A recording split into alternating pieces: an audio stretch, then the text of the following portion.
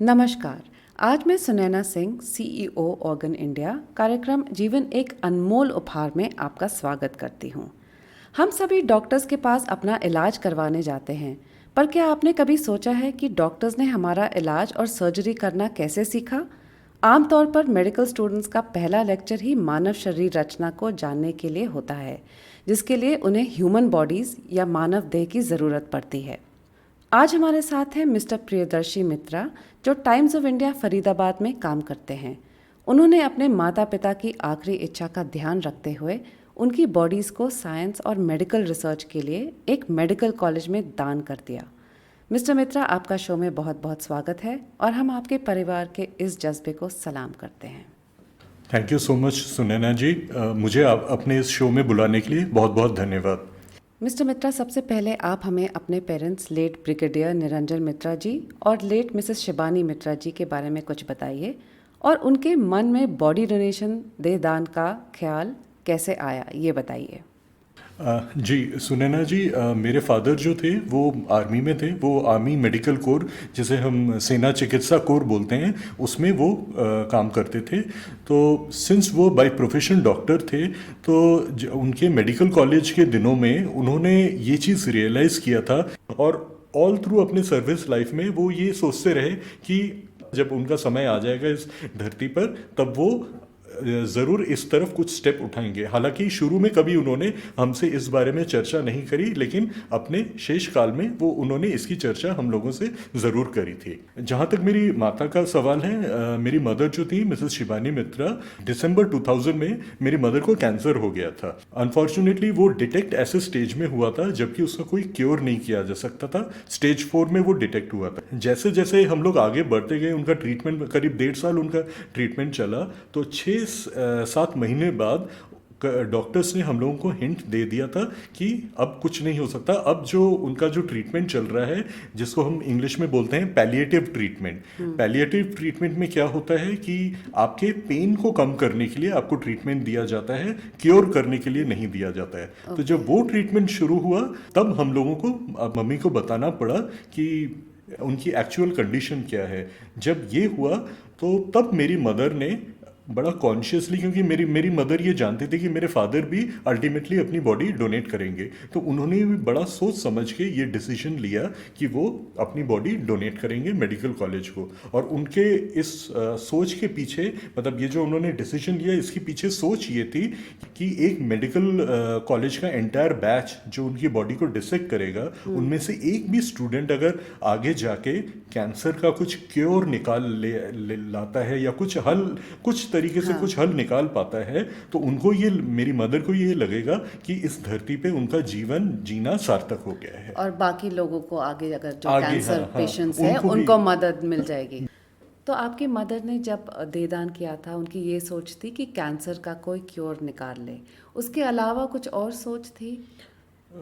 सुनैना जी, इसको आप सोच ही बोल सकते हैं, क्योंकि मेरी मदर का एक शुरू से वो था कि जब शरीर ही अपना नहीं है, शरीर ही इस धरती में समा जाएगा, या जब शरीर ही की आहुति अग्नि को दे दी जाएगी, अगर जैसे उनके केस में अगर बॉडी डोनेशन नहीं होता है, तो फिर अपना कुछ भी नहीं है। आप विश्वास नहीं करेंगे, मेरी मदर ने अपनी मृत्यु के 6 महीने पहले तक उनकी अपनी जो भी चीज़ें थी वो सब उन्होंने दान कर दिया था। तो क्या जब आपने डिसाइड कर लिया दोनों ने कि हमको देहदान करना है, जी। तो आप लोगों ने कहाँ पे देहदान करने का फैसला लिया? आप कहाँ पे गए थे? सुनैना जी, शुरू में तो जब उन्होंने, मदर ने ये डिसाइड किया, तो मैं और फादर दिल्ली, हम लोग सिंस फरीदाबाद में रहते हैं, तो दिल्ली एनसीआर में आसपास काफ़ी इंस्टीट्यूशन वगैरह में गए, हॉस्पिटल में गए, गवर्नमेंट इंस्टीट्यूशंस वगैरह में गए। तो वहाँ पे मेरे ख्याल से ये बात है 2001 की। उस टाइम पे या तो ये कॉन्सेप्ट उतना ओपन नहीं हुआ था, लोग बाग खुल के इस बारे में बातचीत करना नहीं चाहते थे, तो हमें बहुत दरबदर हमें जाना पड़ा और काफ़ी जगह रिजेक्शन मिला। लोगों ने कहा हमें नहीं पता, वहाँ जाइए, इस तरीके से अल्टीमेटली हम लोग लेडी हार्डिंग मेडिकल कॉलेज जो है दिल्ली में, वहाँ पे पहुँचे। वहाँ एनाटॉमी डिपार्टमेंट में हमें किसी ने भेजा। वहाँ पे जो स्टाफ थे, प्रोफेसर्स वगैरह थे, वो लोग बहुत कोऑपरेटिव थे। उन्होंने बताया कि वो लोग इस तरीके से बॉडीज़ एक्सेप्ट करते हैं अपने स्टूडेंट्स के लिए। उन्होंने पूरा तरीका तरीका हमें बताया, उस प्रोसीजर को फॉलो करके हमने उसी वक्त मेरे फादर और मदर दोनों ने अपनी बॉडी डोनेशन के लिए एप्लीकेशन दे दिया था। मित्रा जी, आपको जब पहली बार अपने माता पिता का ये निर्णय पता चला, उसके बारे में पता चला, तो आपकी क्या प्रतिक्रिया थी? मेरे ख्याल से हम लोग बड़े सपोर्टिव थे इस डिसीजन का, क्योंकि जैसा मैंने आपको बताया था, फादर डॉक्टर थे बोल के घर में ये सब चीज़ें हमारे चर्चा होती रहती थी। कई बारी हम लोग खाते टाइम एक मतलब लंच या डिनर करते टाइम एक साथ जब डाइनिंग टेबल पे बैठते थे, तो ये चीज़ें आमतौर पे कई बारी डिस्कस होती थी। तो हमारे लिए कोई एक नई चीज़ नहीं थी, या it was not a surprise. हमको एकदम से कोई शॉक नहीं लगा कि ये कैसी चीज़ है, क्योंकि हम लोग जानते थे ये जो कर रहे हैं इंसानियत के लिए कर रहे हैं, फॉर ह्यूमैनिटी एट लार्ज कर रहे हैं, ये स्टेप उठा रहे हैं। तो हमें कभी भी, हम लोग बड़े सपोर्टिव थे फादर के लिए, इनफैक्ट दोनों अपने पेरेंट्स के लिए बहुत ही सपोर्टिव थे। हाँ, मम्मी का थोड़ा सा हमें ये लग रहा था कि जब मम्मी से हमने पूछा कि मम्मी आप क्यों करना चाहती हैं, और मम्मी ने वो कारण हमें बताया कि इस वजह से, तो थोड़ा हम लोगों को मतलब हम लोग इमोशनल ज़रूर हो गए थे, लेकिन हम लोग बहुत सपोर्टिव थे मदर के इस डिसीजन के लिए। देहदान की क्या प्रक्रिया थी?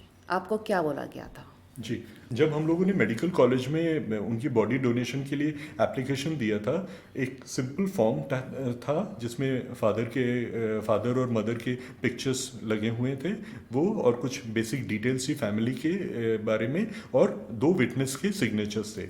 वो देने के बाद में हमें कुछ नहीं करना पड़ा।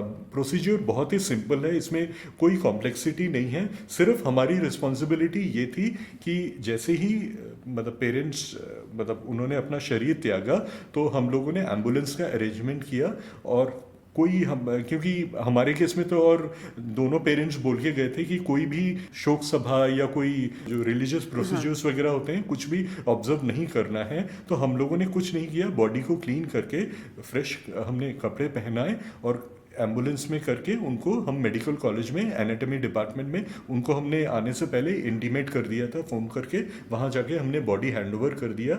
जब एम्बुलेंस बुलाई गई, आपने खुद अरेंज किया या मेडिकल कॉलेज खुद? नहीं, एम्बुलेंस हम लोगों ने खुद ही अरेंज किया था, क्योंकि मेरी मदर के केस में की मृत्यु घर पे हुई थी, तो हमने खुद ही एक प्राइवेट एम्बुलेंस बुला के उनकी बॉडी उसमें रख के हम लोगों ने वहाँ पे हैंडओवर किया। फादर के केस में वो हॉस्पिटल में उनकी मृत्यु हुई थी, तो उसके बाद में हॉस्पिटल से एम्बुलेंस का अरेंजमेंट करके हमने वहाँ पे हैंडओवर किया। तो मेडिकल कॉलेज की तरफ से दे वर वेरी कोऑपरेटिव, मतलब हमें कोई दिक्कत ना हो, मतलब वहाँ बॉडी लाने के बाद उन्होंने उन सब चीज़ों का अरेंजमेंट किया हुआ था। इनफैक्ट मुझे याद है मदर के केस में हम लोग काफ़ी लेट पहुँचे थे मेडिकल कॉलेज में, तो वहाँ के एनाटॉमी डिपार्टमेंट के जो एचओडी थे उन्होंने स्पेशली अपने स्टाफ को रोक के रखा था, वो खुद भी वहाँ पे प्रेजेंट थी बॉडी को रिसीव करने के लिए। तो मेडिकल कॉलेज में डॉक्टर्स ने आपको इसके बारे में कुछ जानकारी दी कि क्या होता है उसके बाद, और क्या आपने ये पूछा था उनको कि कभी बाद में जाके कुछ अंतिम संस्कार होंगे कि नहीं? नहीं, ये जब हम लोगों ने ये डिसाइड किया था कि बॉडी डोनेट करनी है, और जब हम लोगों ने एप्लीकेशन दिया था वहाँ पे सबमिट किया था, उस टाइम क्लियरली मतलब जो क्लॉज होते हैं फॉर्म में, उसमें एक क्लॉज होता है कि एक बार बॉडी डोनेट कर दी तो बॉडी के ऊपर हमारा कोई क्लेम नहीं होगा। हम दोबारा जाके उस बॉडी को क्लेम नहीं कर सकते कि हमें अंतिम संस्कार के लिए या किसी और पर्पज़ के लिए वो बॉडी चाहिए। तो हम लोगों ने इसके लिए अपने आप को मेंटली एकदम प्रिपेयर करके रखा था कि एक बारी अगर बॉडी दे दी तो हम उस पर दोबारा अपना क्लेम नहीं करेंगे। मैं आपको एक छोटा सा वाक्य बताता हूँ। मेरी मदर के केस में वो 29 अप्रैल 2002 में उनका देहावसान हुआ था। तो उसी दिन शाम को उनकी बॉडी हम लोगों ने हैंडओवर कर दी। अगले दिन सवेरे मेरे पास में मेडिकल कॉलेज से दोबारा फ़ोन आया कि कुछ फॉर्मेलिटीज़ थी, कुछ डॉक्यूमेंट्स थे जिसमें कि दोबारा उनके साइन होने थे, मेरे साइन होने थे। तो मैं दोबारा अगले दिन सवेरे वहाँ मेडिकल कॉलेज में गया, तो मेरे ऑफिस के कुछ और कोलीग्स आए थे जो उससे पहले दिन घर पे आ नहीं पाए थे, मेरी मदर के बॉडी को वो लोग देख नहीं पाए थे। तो 2-1 कोलीग्स ने उन्होंने अपनी इच्छा जाहिर करी कि वो अंदर जाके एक बारी मॉर्चरी में मम्मी की बॉडी को देखना चाहते हैं। तो वहाँ पे जो एनाटॉमी डिपार्टमेंट के प्रोफेसर थे उन्होंने मेरे से भी पूछा कि मित्रा जी आप भी मदर को दोबारा देखना चाहते हैं?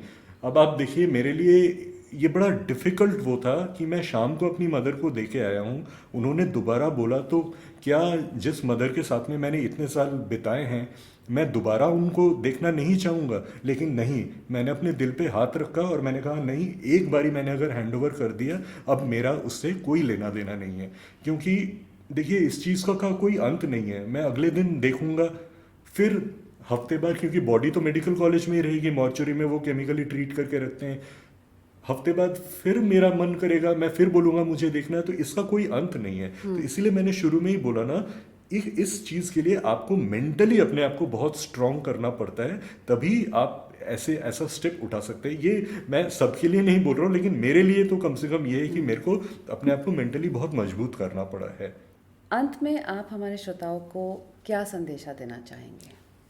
सुनैना जी, मैं तो यही बोलना चाहूँगा श्रोताओं को कि देह दान जो है ये एक ऐसा सैक्रिफाइस है, इट इज़, जिसे अंग्रेजी में हम बोलते हैं कि it is the ultimate sacrifice कोई भी इंसान सोसाइटी के लिए कर सकता है। और ये सैक्रिफाइस सिर्फ एक जनों को बेनिफिट नहीं पहुंचाता, दो जनों को नहीं पहुंचाता, बल्कि जो मुझे मेरी जानकारी है, मेडिकल कॉलेज का एक एंटायर बैच जो है एक कई बारी एक बॉडी को स्टडी करता है।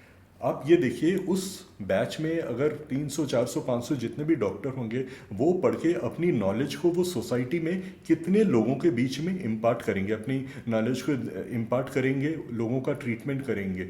अगर जैसा कि मैंने अपनी मदर के केस में बताया कि अगर कोई डॉक्टर कैंसर का क्योर निकाल ले, कोई और एलिमेंट है उसका क्योर निकाल ले, तो इससे बड़ा मेरे ख्याल से सोसाइटी के लिए एक, मैं क्या बोलूँ कि एक गिफ्ट देना या सैक्रिफाइस, इससे बड़ा और कुछ नहीं हो सकता।